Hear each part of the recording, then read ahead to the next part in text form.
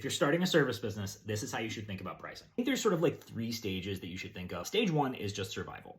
You don't need to worry about margin. You don't need to worry about your hourly rate. Some of that is going to be a little trial and error. Not going to be optimized sales tactics or negotiations. It's going to be, if you get someone on the line that is interested in your services, have an open and honest conversation about them. What can they afford? And then what do you think you can reasonably deliver? Now, you shouldn't be like going below minimum wage. That's like the one caveat there, but you need to get clients in the door first and then go from there. Stage 2, after you've gotten past survival, your basic needs are met. Now you can start thinking about margins. You need to figure out what your hourly rate is. You should probably bake in something around a 30 to 40% margin. You need to start thinking of yourself as a business and not just a person. Clients are going to churn. You have to understand that you're going to have some downtime and you need some buffer there to survive. The other thing that you need to do is you're going to have to keep going selling. If you are capped out and you're having to work 40 hours a week, you're not going to be able to continue growing your business. So you need to bake in some margin there so that you can afford to either hire a salesperson or pay referral fees. Stage 3, this is sort of the actualized version of the business. Once you get to a point where you're just focused on client value, the sky is the limit, because then it just depends on how much value you can create. And that's where you can start hiring team members to generate more value. And